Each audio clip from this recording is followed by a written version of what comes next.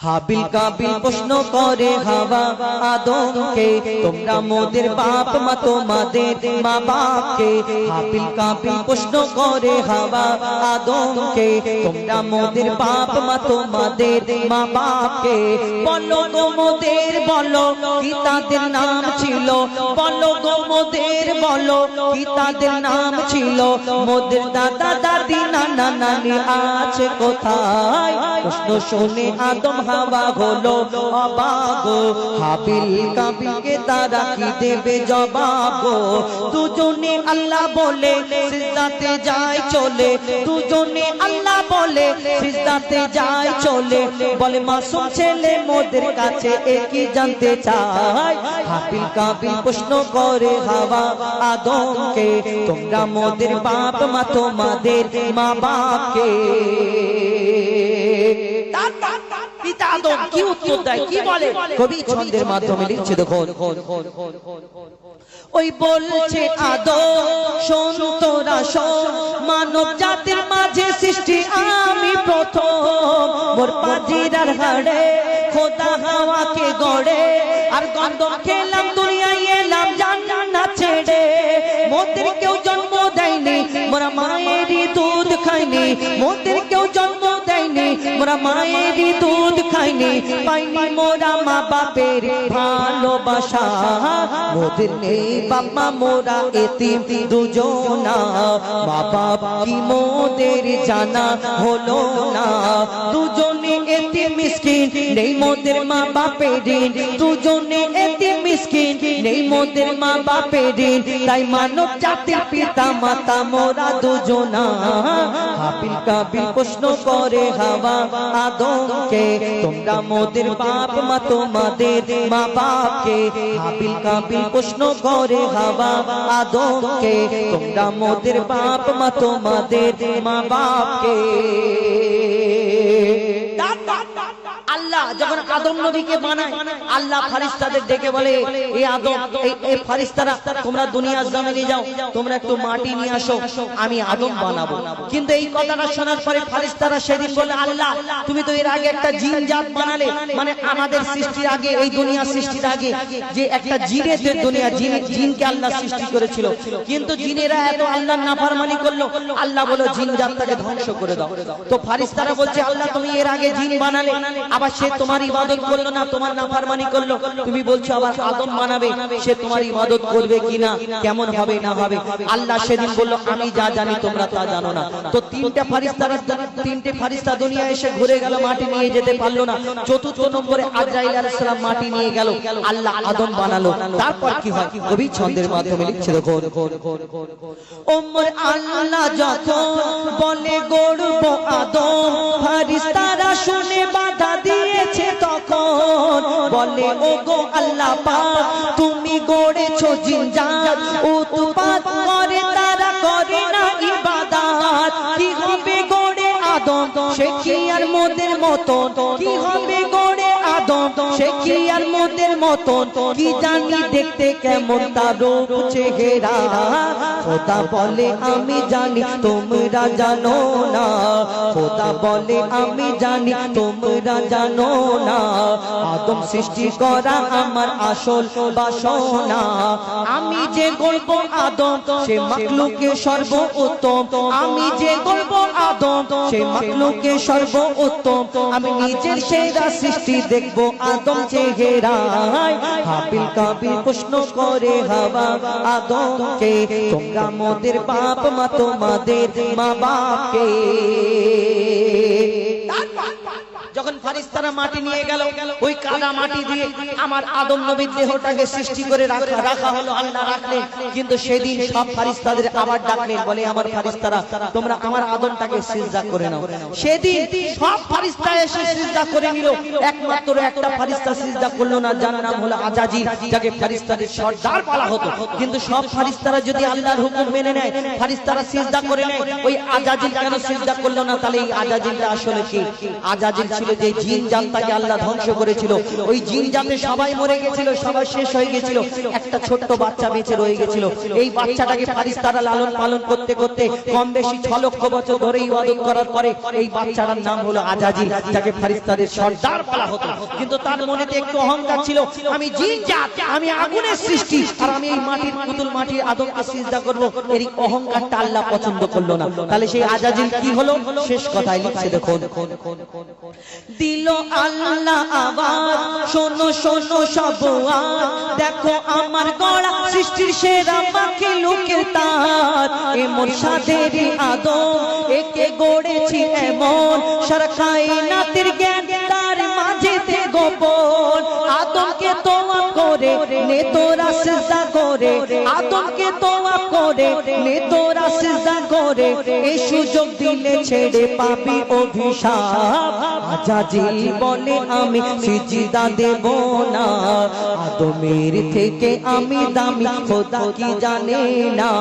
সে শুনলো না খোদার কথা, ঝুঁকলো না তার মাথা, শুনলো না খোদার কথা, ঝুঁকলো না তার মাথা, সাথে সাথে আজাজিল শয়তান হয়ে যায়। হাবিল কাবিল প্রশ্ন করে হাওয়া আদমকে, তোমরা মোদের বাপ মা তোমাদের মা বাপকে। হাবিল কাবিল প্রশ্ন করে হাওয়া আদমকে, তোমরা মোদের বাপ মা তোমাদের মা বাপকে। বলো গো মোদের, বলো কি তাদের নাম ছিল, মোদের দাদা দাদি নানা নানি আছে কোথায়? হাবিল কাবিল প্রশ্ন করে হাওয়া আদমকে, তোমরা মোদের বাপ মা তোমাদের মা বাপকে। শুনুন, ঘটনামূলক গজল আপনাদের সম্মুখে তুলে ধরলাম দুটো। তারপরে এরপরে আমার আজারউদ্দিন ইমরানের কয়েকটি একটা গজল ফরমাইশ আছে, তুমি আল্লাহ নুরি। আর আমার কাকা বলল আমাদের একটা ঝগড়ার গজল আছে, মা বড় না বাপ বড়, তাই তো? কিন্তু ওই গজলটা আমার সাথে যে থাকে আবুল কালাম, একটু মোটার মতন একটা ছেলে থাকে, ওই ছেলেটা তো নেই, ও এখন আমরা আলাদা আলাদা অনুষ্ঠান করছি। তাহলে আব্বা মা তো, এই আবুল কালামের ভাই আছে আমার সাথে, আবুল কালামের ভাইকে এখন সাথে ওর মতোই দেখো, একই দেখ, ওর মতো চুল রেখেছে আবার, আর ওর মতোই আবার দেখতে, ভাই ভাই তো। তো আমি একটা অন্য একটা ঝগড়া বলতে না, ওইটা ঝগড়া ছিল, ওতে অনেক হাসি চালাকির কথা ছিল। কিন্তু আমরা আরেকটা প্রশ্ন উত্তরের গজল বার করেছি নতুন, এখনো কোনো জায়গায় মানে ইউটিউবেতে ছাড়া নেই, দেখেননি, যে এই গজল থেকে শিক্ষা পাওয়া যাবে। আমি ওকে প্রশ্ন করব, আমাকে উত্তর দেবে, আর ও আমাকে প্রশ্ন করবে, আমি উত্তর দেবো, তার মধ্যে ইসলামিক কিছু জ্ঞান হবে। বলবো নাকি এটা? বলবো? আমার কমিটির ভাইরা একদম নতুন গজল, ভাববেন যে এইগুলো ইউটিউবে শুনি, তো এই বিনা ইউটিউবের গুলো একটা দুটো শোনায় কেন? আর তোমাদের কি খবর? গল্প করছে কেন? এই লুঙ্গিওলা, তুমি এই সামনে এসো, তুমি, ও গন্ডগোল করছে, এখানে এসো, এখানে বসো। হুজুর তো, বাবা হুজুর তো, তুমি এসো। হ্যাঁ এই তো, ঠিক আছে, তকবীর দাও, নারে তাকবীর। এদেরকে নিয়ে একটা বলবো নাকি? কি বলবো? উর্দু, একটা উর্দু বলবো, উর্দু অসুবিধা নেই তো? বলবো উর্দু? দাদা কাকা বলবো নাকি? হ্যাঁ কাকা বলেছে মানে আমি বলবো। এটা উর্দু বলি সবাইকে নিয়ে, আমার সাথে সাথে বলতে হবে, যে সব থেকে জোরে দেবে ফের দেবো একটা, ঠিক আছে? একবার তাকবীর দাও, নারে তাকবীর। এই হুজুরকে তোকে মারবো, লেবা হুজুর গন্ডগোল করছি, এইদিকে দেখ, টুপিটা খোলতো একবার কচি, এবার টুপিটা খোল। ও এইদিকে হুজুর আর ওইদিকে খেজুর, কি চুল কেটেছিস তুই? তাই বলি এই চুল টাকলা নাকি? কিন্তু না, ওর ভিতরে চুল দেখা যাচ্ছে দুটো চারটে। হ্যাঁ মারেফাতি ব্যাপার তো তুমি, ঠিক আছে, একটু স্টাইল করেছো নাকি? যাক, আল্লাহ তোমাকে ভালো রাখুক। মাদ্রাসায় পড়ো? হ্যাঁ যাক, ওই রকম চুল রাখবে না, মাদ্রাসায় পড়লে পুরো একদম চারিদিকে এইরকম, চারিদিকে একই রকম রাখতে হবে, ঠিক আছে? আমার মতো টাকলা হয়ে যাবে তো। তা আমি এখন একটা তোমাদের নিয়ে একটা গজল বলি, তারপরে প্রশ্ন উত্তরের গজল বলবো। তোমাদের প্রশ্ন নাও, আমরা নিজেরাই প্রশ্ন করব, আমরা নিজেরাই উত্তর দেবো, যাতে মানুষ কিছু শিক্ষা পাবে। এখন তোমাদের নিয়ে একটা বলি, চলো, যে সব থেকে জোরে বলবে, শোনো। ঠিক পুকারো ইয়া রাসূলুল্লাহ ইয়া হাবিবাল্লাহ, পুকারো ইয়া রাসূলুল্লাহ, আর জোরে, হাবিবাল্লাহ পুকারো रसूल अल्लाह या हबीब अल्लाह पुकारो या रसूल अल्लाह या हबीब अल्लाह पुकारो या रसूल अल्लाह या हबीब अल्लाह सरकार की आमद मरहबा दिलदार की आमद मरहबा मरहबा बोलो सरकार की आमद आका की आमद दिलवर की आमद आका की आमद दाता की आमद मक्की की आमद मदनी की आमद अरे झूम के बोलो अरे प्यार से बोलो हाँ यूं ही करके उनका चर्चा अपने दिल चमकाओ उच्च में ऊंचा नबी का झंडा अजमत वाला नबी का झंडा बरकत वाला नबी का झंडा हर घर में लहराओ पुकारो या रसूल अल्लाह या हबीब अल्लाह पुकारो अलैका या हबीब अल्लाह अस्सलातु अस्सलामु अलैका या रसूल अल्लाह अस्सलातु वस्सलामु अलैका या हबीब अल्लाह खुद को मिटा देंगे हम जान लुटा देंगे खुद को मिटा देंगे हम जान लुटा देंगे नामों से आका पर हम सर कटा देंगे लब्बैक लब्बैक लब्बैक या रसूल अल्लाह लब्बैक लब्बैक लब्बैक या रसूल अल्लाह लब्बैक लब्बैक लब्बैक या रसूल अल्लाह करिया करिया बस्ती बस्ती जिक्र नबी का आम करो करिया करिया बस्ती बस्ती जिक्र नबी का आम करो प्यारे आका के दीवानों हाथ में डाले हाथ चलो करिया करिया बस्ती बस्ती जिक्र नबी का आम करो प्यारे आका के दीवानों हाथ में डाले हाथ चलो हुब्ब नबी पे हर दिल में तुम जाके दीप जलाओ ऊंचे में ऊंचा नबी का झंडा हर घर में लहराओ खुद को मिटा देंगे हम जान लुटा देंगे खुद को मिटा देंगे हम जान लुटा देंगे नामों से आका पर हम सर कटा देंगे लब्बैक लब्बैक लब्बैक या रसूल अल्लाह लब्बैक लब्बैक लब्बैक या रसूल अल्लाह लब्बैक लब्बैक लब्बैक या रसूल अल्लाह मेरा दिल तड़प रहा है मेरा जल रहा है सीना मेरा दिल तड़प रहा है मेरा जल रहा है सीना ये दवा वो ही मिलेगी मुझे ले चलो मदीना ये दवा वो ही मिलेगी मुझे ले चलो मदीना एक रोज होगा जाना सरकार की गली में एक रोज होगा जाना सरकार की गली में होगा वही ठिकाना सरकार की गली में होगा वही ठिकाना सरकार की गली में मेरा दिल तड़प रहा है मेरा जल रहा है सीना मेरा दिल तड़प रहा है मेरा जल रहा है सीना ये दवा वही मिलेगी ये दवा वही मिलेगी मुझे ले चलो मदीना बोलो मदीना मदीना मदीना बोलो मदीना मदीना मदीना बोलो मदीना मदीना मदीना बोलो मदीना या रसूलुल्लाह अच्छा अच्छा কে বলেছে জোরে সব থেকে হাত তোলো তো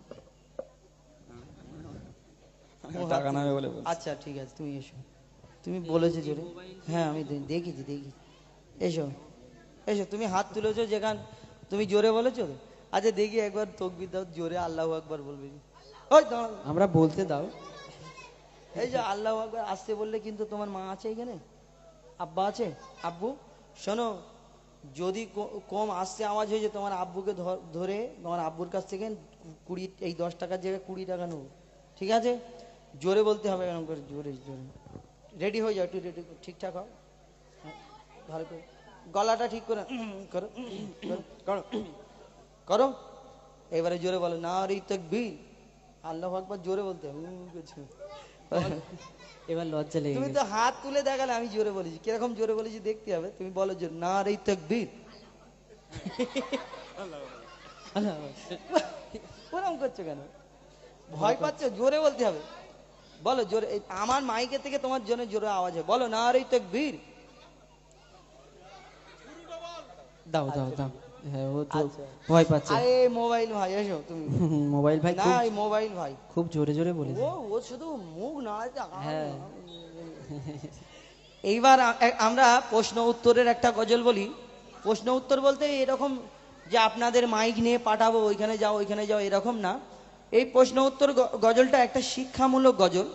এতে আপনারা কিছু শিক্ষা পাবেন যদি মন দিয়ে শোনেন, বোঝার চেষ্টা করেন। আর আমাদের গজলগুলো আমি বললে হয়তো একটা খারাপ ব্যাপার হবে যে ও নিজেরা, কিন্তু আমাদের গজলগুলো একটু যদি মন দিয়ে শোনেন, বোঝার চেষ্টা করেন, এর মধ্যে অনেক কিছু পাবেন যে আমরা কি বলতে চাইছি। এটা একদম নতুন গজল, যদি ভুল ত্রুটি হয় ছোট ভাই বন্ধু হিসেবে ক্ষমা করবেন।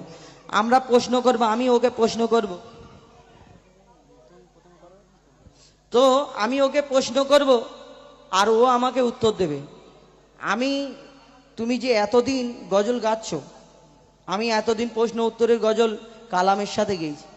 তুমি আমার ছাত্র, বুড়ো ছাত্র, তো তুমি যে এতদিন গজল গাচ্ছ, আমি তোমাকে দুটো একটা প্রশ্ন করব, দেখি তুমি কত দূর পেকেছো, তোমার শিখেছো কি, আমি এটা জানতে চাই। আর তোমার কাছ থেকে না আমি চাইবো পরবর্তীতে ভবিষ্যতে তুমি এই রকম গজল বলবে যে মানুষ যেন তোমার কাছ থেকে কিছু শিক্ষা পায়।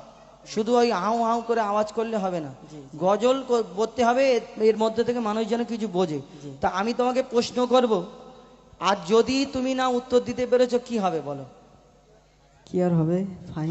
ফাইন করবো চাচাজি, ঠিক আছে, ফাইন বলেছে, আমি ফাইনই করব। ফাইন করব, ফের বারাসাতের মোড়ে নামিয়ে দিয়ে চলে যাবো, দুটোর মধ্যে হয়, ঠিক আছে? তুমি প্রশ্ন করো। আমি একটা প্রশ্ন করি, বেশি কথা বলে লাভ নেই, শোনো। প্রশ্ন করি তোমায়, একটু ইকোটা কম দাও, এই গজল একটু কমিয়ে দাও, একটু কষ্ট দিচ্ছি আপনাকে, রাগ করছেন না? হ্যাঁ, এই যে রিপিটটা একটু কমিয়ে দাও। প্রশ্ন করি তোমায়, তার জবাব দাও আমায়। প্রশ্ন করি তোমায়, তার জবাব দাও আমায়। না যদি দাও জবাব, কাকা কি বললো? ফাইন করবো। না যদি দাও জবাব, করবো ফাইন তোমায়। না যদি দাও জবাব, করবো ফাইন তোমায়। প্রশ্ন করি তোমায়, তার জবাব দাও আমায়। প্রশ্ন করি তোমায়, তার জবাব দাও আমায়। না যদি দাও জবাব, করবো ফাইন তোমায়। না যদি দাও জবাব, করবো ফাইন তোমায়। প্রশ্ন করো। আচ্ছা, আমরা যে মসজিদে নামাজ পড়তে যাই, এসার সময় নামাজ হলো, অনেকজনই পড়েছে অনেকজন পড়িনি।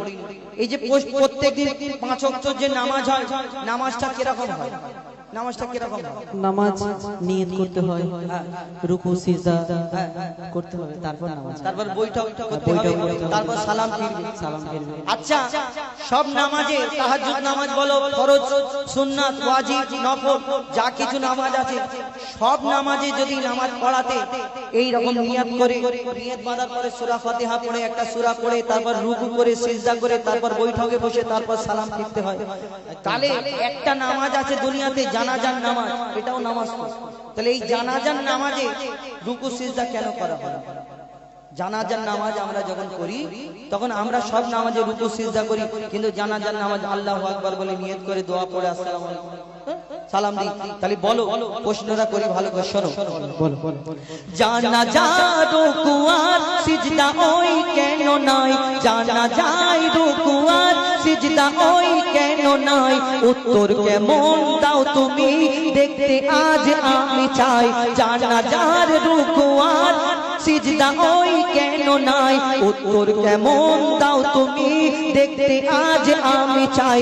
উত্তর যদি না পারো, উত্তর যদি না পারো, বুঝবো তুমি বেকার। যদি না পারো উত্তর যদি না পারো বুঝবে তো বুঝবো তুমি বেকার না যদি দাও জবাব করবো ফাইন তোমার না যদি দাও জবাব করবো ফাইন তোমার ওস্তাদ তুমি যে প্রশ্নটা করলে সত্যি ভাববার বিষয়, কারণ আমরা 5 ওয়াক্তের নামাজ পড়ি, সুন্নাত নফল ওয়াজিব যাই নামাজ পড়ি না কেন রুকু সিজদার দরকার আছে, কিন্তু জানাজার নামাজের নেই কেন? ওস্তাদ 8 বছর তোমার সাথে আছি। 8 বছর? হ্যাঁ 8 বছর।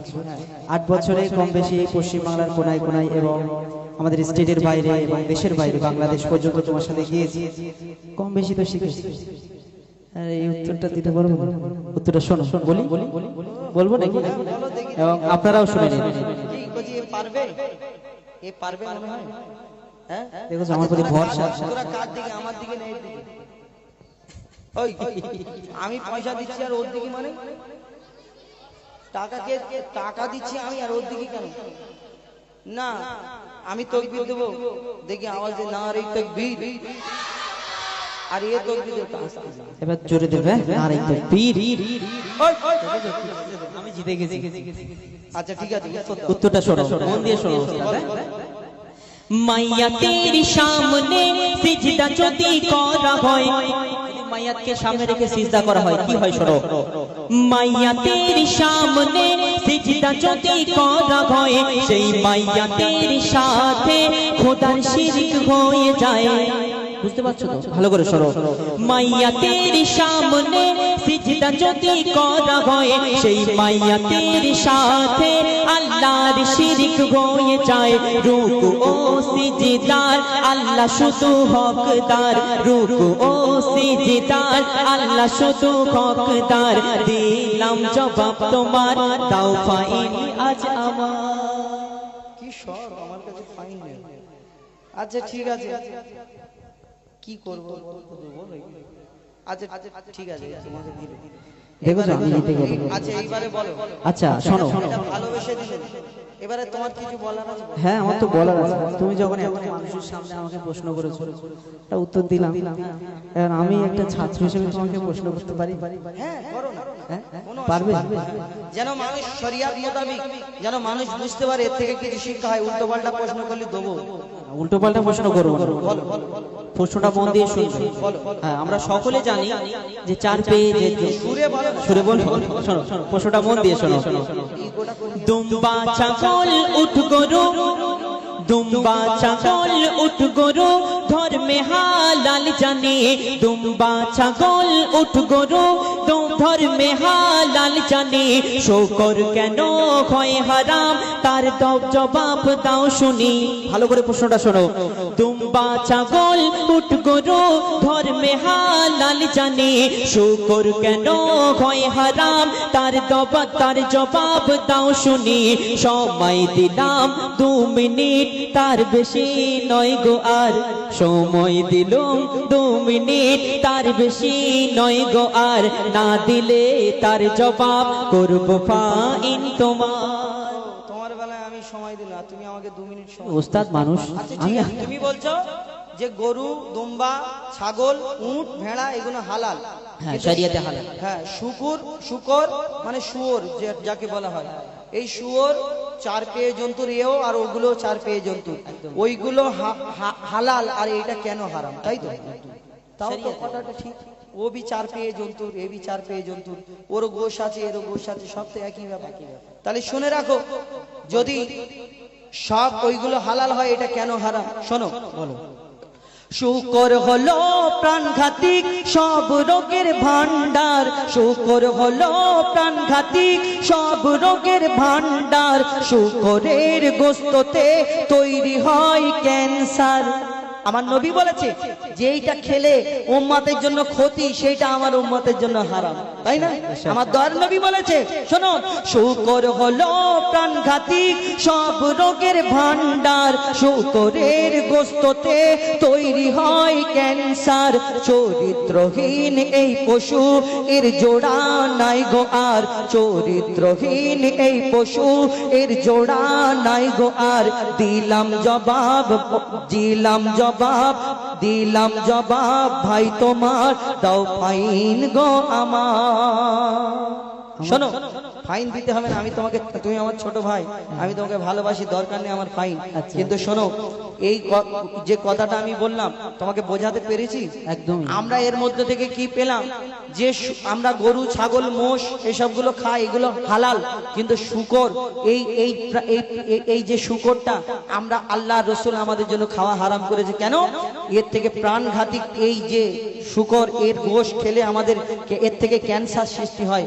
এই কারণে আমার নবী বলেছেন উম্মাতের জন্য যেগুলো কষ্ট অসুবিধা আছে সেইগুলোকে আমার দয়ার নবী হারাম বলে গেছে। আবার কিছু মেয়ে ছেলে মূর্তি আছে, আমাদের বাড়ি বাড়ি কিছু মহিলা আছে, বলে ওই শুয়োরের নাম বলিনি 41 দিন নাপাক হয়ে যাবে। আল্লাহ আস্তাগফিরুল্লাহ, এরকম বলে না, শুয়োরের নাম বললে নাকি 41 দিন নাপাক হয়ে যাবে। তাহলে কোরআন শরীফে এসব ফালতু কথা, এসব গুজব কথা কে বলে আল্লাহ জানে, কোথা থেকে পায়, কোন মৌলানা বলেছে এনাদের। তো শুকরের নাম তো ওই কোরআন শরীফে তো আল্লাহ উল্লেখ করেছেন, খিনজির আরবিতে উল্লেখ করেছেন। তাহলে যদি 41 দিন নাপাক হয়ে যায় শুকরের নাম নিলে, তাহলে ওই কোরআন যেই ওই নামটা আসবে তাক করে লাম মেরে ওই পুকুরেতে গিয়ে গোসল করতে হবে, যাওয়া জব গোসল করে আবার চলে আসতে হবে। শুকরের নাম বলে 41 দিন নাপাক হয়ে যায়, কে বলেছে আপনাদের? এরকম চিন্তা ভাবনা রাখবেন না। এই শুকরের গোশ আমাদের জন্য হারাম এই কারণে। যাই হোক, তোমাকে আর একটা প্রশ্ন করব, শেষ প্রশ্ন, এবং এই কবির, যে কবির নাম আমি বলে দেবো, এবং আমার ইউটিউবার ভাই জানারা ছাড়বেন,